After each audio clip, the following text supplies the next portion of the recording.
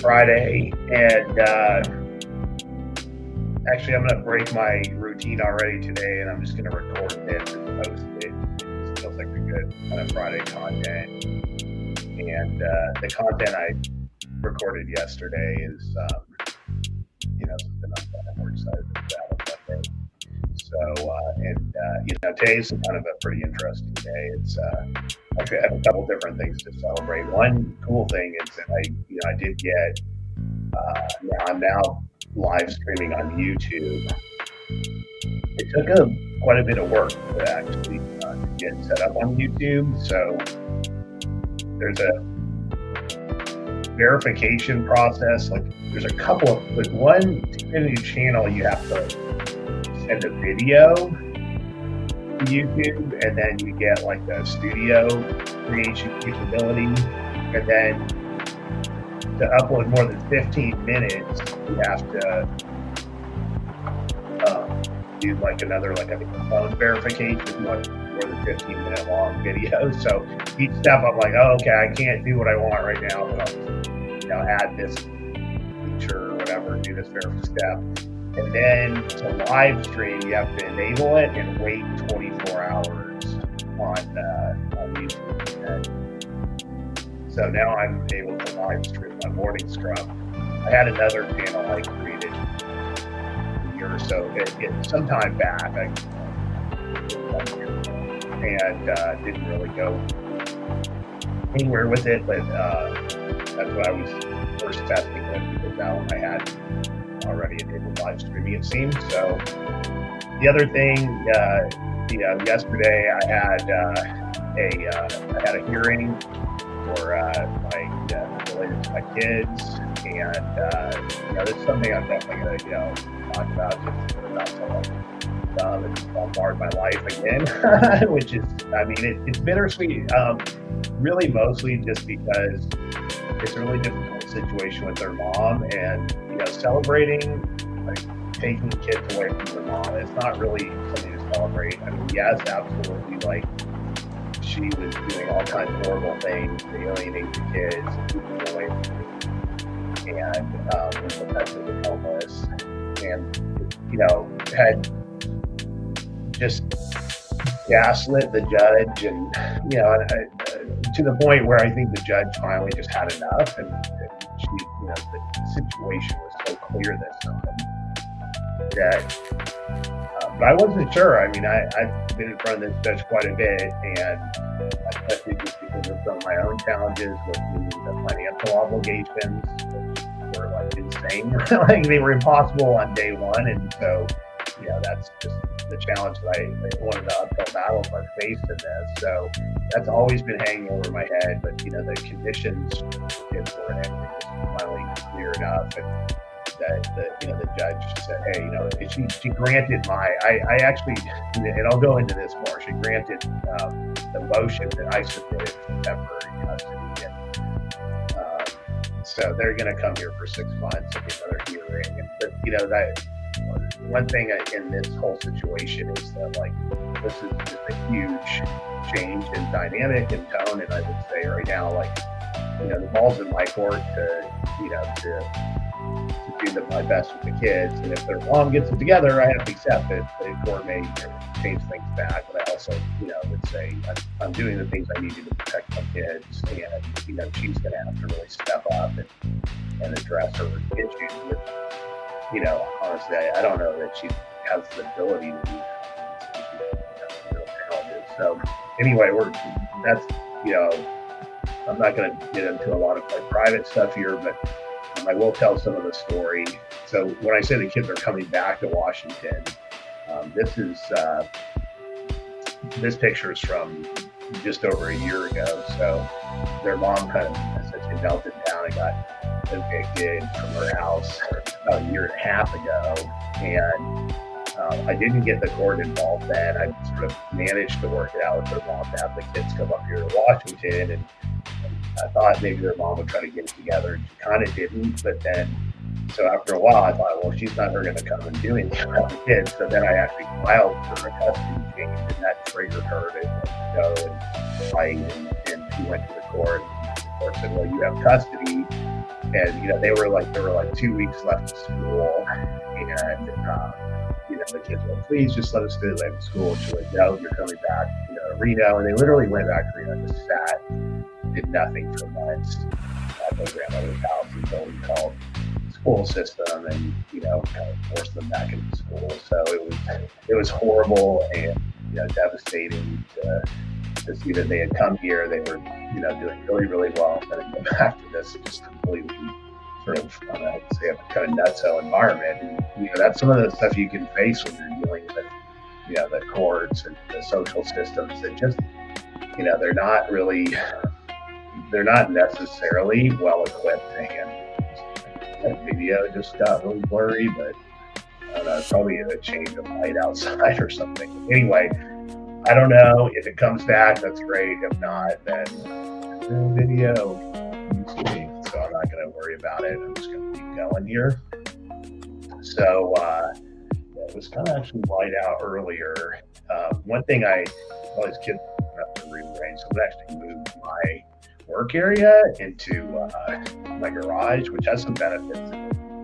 Right now, it's hard to light. I mean, depending on the light of this window here, right next to it, it changes a lot of things. So, I also want to do a shout out to Diana Sims, paralegal. So, I've paid a lot of money to attorneys in this whole thing, and not nearly probably as much as I should have to do it right. And that's a whole other lesson. But this time around, I don't have much money to go pay you can't get an attorney for, a motion is $5,000 for a low end, for an attorney that's willing to work like on the cheap, right? So I can't do that right now, and all these other things, and so I can't keep doing that. I mean, and losing also. So, and not have to well. So anyway, I did get some help from Diana Sims, super awesome. She actually didn't even charge me. She just helped me kind of get an understanding of what I needed to do. And I feel like understanding the process is really, and what are the things the court you have to do so you don't come in looking like an idiot. And it's so rough because you're like, hey, this is an emergency situation. I need the court to hear me and understand that. But the courts can get really caught up in procedure and all these things. So if you don't follow the process right and understand it, then it's you're just gonna shoot yourself in the foot and be fighting a battle in a situation that you really need to get an important message across. And there's a lot of other things I learned from this experience and going through the earlier experiences that I certainly can share and hope to over time. Today I'm going to focus on sort of the process for how the court kind of motions and how this works. And so Diana helped me a ton. She didn't even charge me, honestly. She was like, you have 5 kids, go take care of your kids, yes, thank you very much.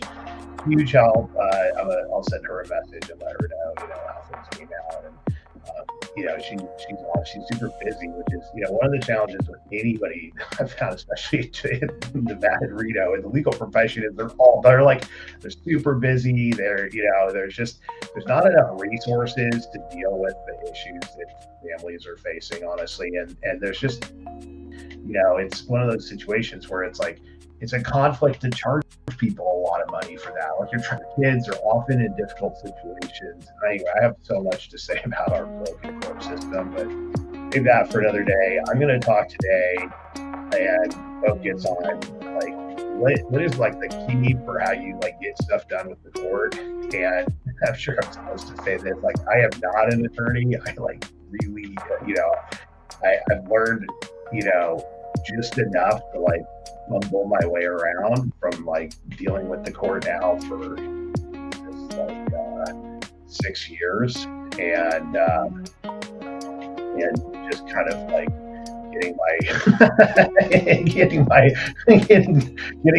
getting knocked in the jaw over and over again by this. I mean, I will say this, and it's just maybe it's Nevada and the court system there, but the first thing that happens when you show up in court for any kind of divorce stuff, and then they at least, to me, there's the bias for sure, but judges that aren't biased, if they're not biased, so the first judge I had, I would say was not biased. However, what he was biased. He just was like pretty much, if you're here, like you're a criminal. The divorce, right? But there's the kind of mindset that like, hey, if you're here, you're a criminal, and you get treated like a criminal. And it's not guilty until proven innocent. It's just you're guilty because you're there, and you're going to get beat up, and they're going to show you how the court, what the court can do to you, and push you around or whatever it is. I mean, it's just and that some of that is what courts need to do. They need to have a sense of authority and respect, and so some of that's legit, and some of it just feels to me like, hey, I like. I'm just trying to get out of a horrible marriage. I'm just getting treated like a criminal here, right? So anyway, I've had to learn a lot, and the key. And so what I had to do this time was, I did this myself and put it together, because in the past I've had attorneys. I've done some of it myself in the past, not done very well. Like early on, I tried to do a bunch of stuff, and it just completely didn't do the procedures right. So like nothing got looked at. I was like all this time, hours and hours preparing information, not even knowing what I was supposed to do. I did it all before, but I never organized it right. So then later times, Govind has helped a ton, and she did a good enough job to get stuff put in, submitted, and various times. But also just wasn't like, in that case, sometimes I think our arguments or whatever the position that we had weren't good at that time. But anyway, this time it really was an emergency, and I have to get this in. Like, I talked to lots of different people, and it was clear I needed to go to court. I needed to go, kids could be at risk at any time, and I needed to do that. And so what you have to do is you have to file a motion. So maybe you're involved in law or whatever it is, like, not even 101, like the most basic thing. But if you don't know this, you're like, okay, well, what am I supposed to do? And the thing is, you have to find the motion, the right motion, and it's not simple, right? So there's a thing called an ex parte motion, which is actually my understanding is that an ex parte motion. You can also file that, and if you have like some kind of compelling reason, the other person, on the other side of the case, they don't have to see it. If there's maybe some reason why the judge to do something without sharing that information.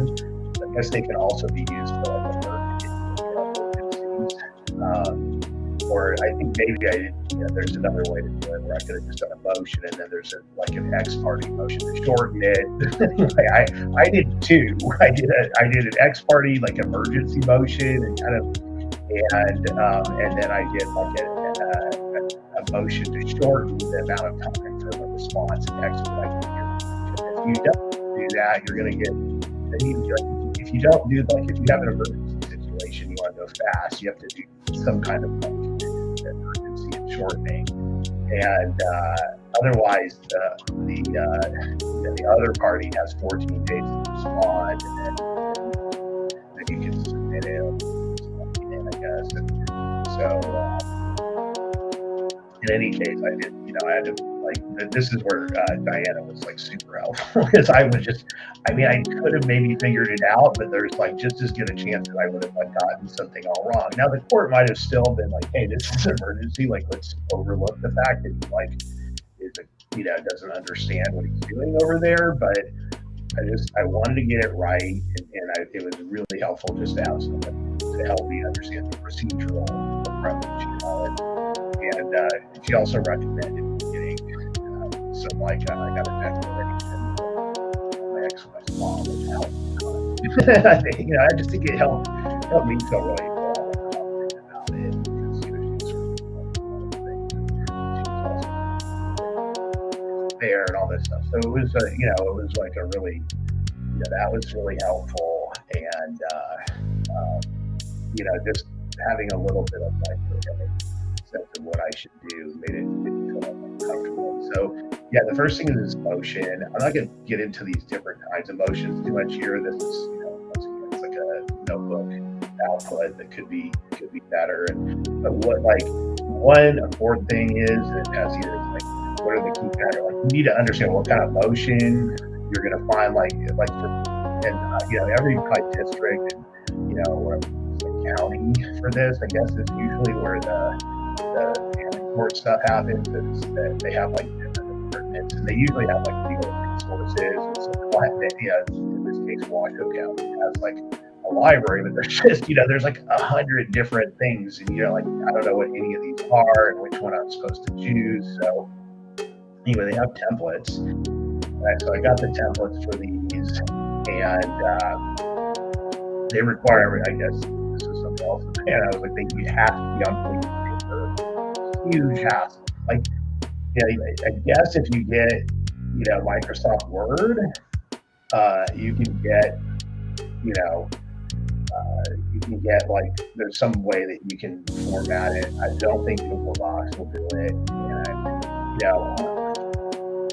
if there was something, if I was going to create a product or something that we just desperately need, it would be, like a standard set of legal forms with like, clear instructions around it that like, I guess the pros say, people who represent themselves could actually function with and like easily like work with. And it actually wouldn't be that hard to do because, like, if they're formatted, the app would be a little complex, but it would be achievable. I mean, and that, the thing is that like, legal forms oftentimes, for like business stuff and other things, they may not be like crazy formal. So you can go to like, whatever, like, I don't know, legal to and get, a contract. That's really different than filing a motion before. The court's going to have these arcade, all it, the stuff that you have to do. And so, I finally got, PDF editor, and it was nightmare. I took their, downloaded their PDF docs. Because you kind of fill them in, but they're really, the docs are kind of, I mean, I've been that I had them all, right? But they were not easy. Tremendously difficult to,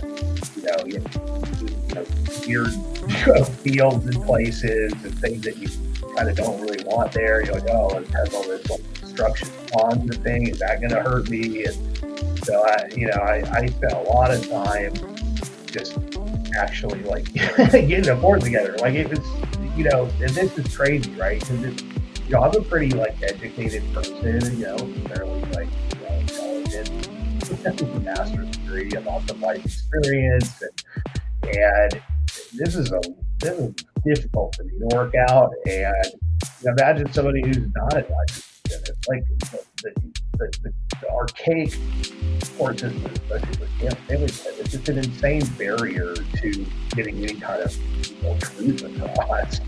Just the process, right?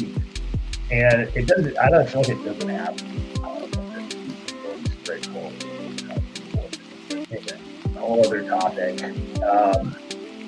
This gets into it. So the other, you have to file and provide service. So this is like another piece. So preparation, drafting, huge effort. Fortunately, in my case, I'm listening to a lot of legal systems have it.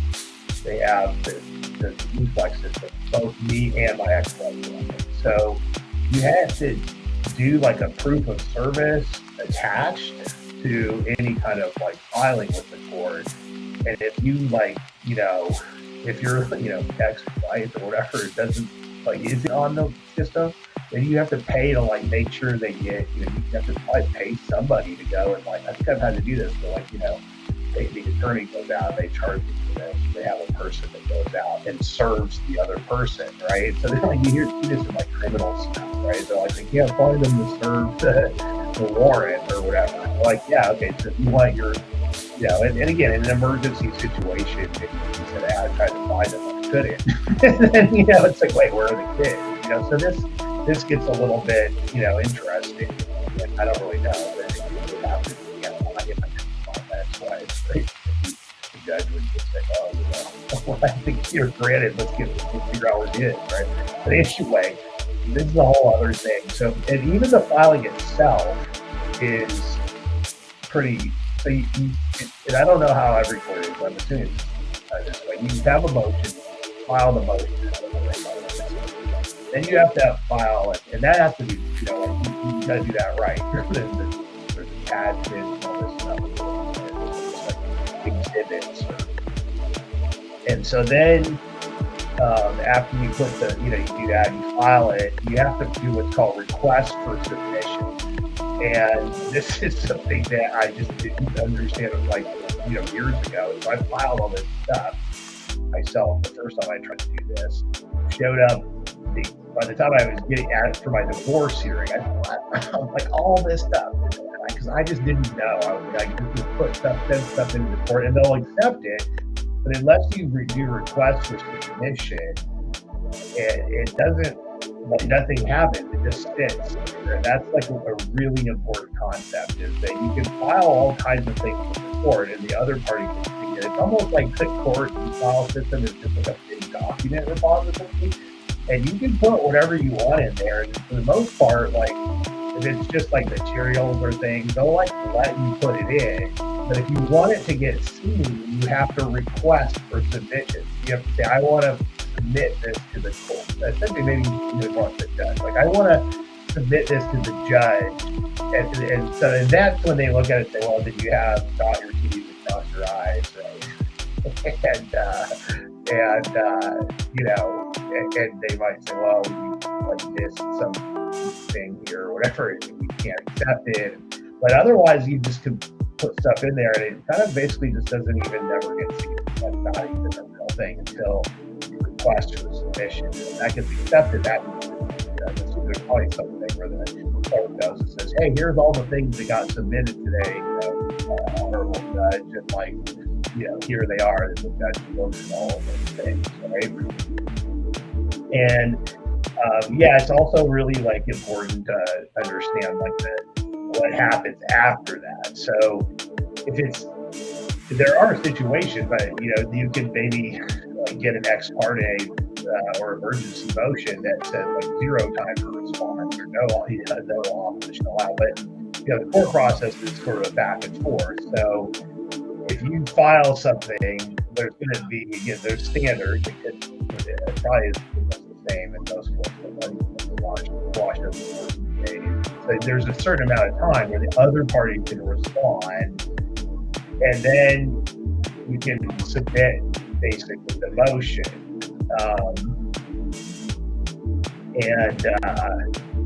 And so in this case, that's why I did the shortening, and actually my ex didn't respond, and then she set up kind of random. It's just pretty much everything, honestly, her strategy is bash all of this. And I think that's more transparent to the judge that the whole game plan here is just all my fault. It's all things like that. It's kind of the thing. But anyway, so she did submit something, something. But actually, she did something else. So, but it didn't really matter. So, but if you're following, there's a procedural motion, there's always timelines that get laid out, and then eventually you're going to get a hearing and then a ruling. But the judge could also just look at your motion and there are hearings, but and then they'll issue a ruling at some point. And different Washoe County has some stuff where they have specific timelines. I think it's Nevada has certain timelines for responses. I'm guessing a lot of states do, but there could be places they can sit out a lot of court stuff. And you could go in, have a hearing, and then a year later, right? They're slow. They just it's unfortunate. I feel like for family matters, it's and I do appreciate that Nevada actually does have sort of stipulations. But not all states do. Honestly, I think that's a little crazy. When it comes to kids and family matter, a year is a really long time for your kid to be stuck in a horrible place that isn't, maybe life-threatening, but it's certainly life-threatening. So, all part of my whole experience here. And but yeah, in this case, because the judge saw that it really was an emergency situation, he essentially made him do it, right during the hearing, and then today already I got the order. So and so the kids, they're okay with their mom. They're staying in a hotel, so as long as they're safe and she's got enough money for wherever to pay for a hotel for Christmas, so we stay with her mom, and then if she yells, don't fly up here, I'll just have to go down and road trip it, So anyway, I'm excited in some ways. It feels like a win. It's also bittersweet, just knowing that there's still a lot to do here, and also that this isn't about punishing anybody or moving. I don't want the kids going all over the place. Like what I would have liked to have happened, it would have been great if their mom could take care of them effectively and be collaborative with me. But that doesn't seem so far to be what's going to happen. I'm sure there's a lot still to come, and I want to make sure to sign off with what I do, and I'll be offering more about this, but I provide strategic business design and solutions. So I like to draw pictures and map things out and help people solve complex problems. So I'll have some offers around that. You can also just check out Google Strategist or DM me on LinkedIn and chat with things like systems design, growth systems,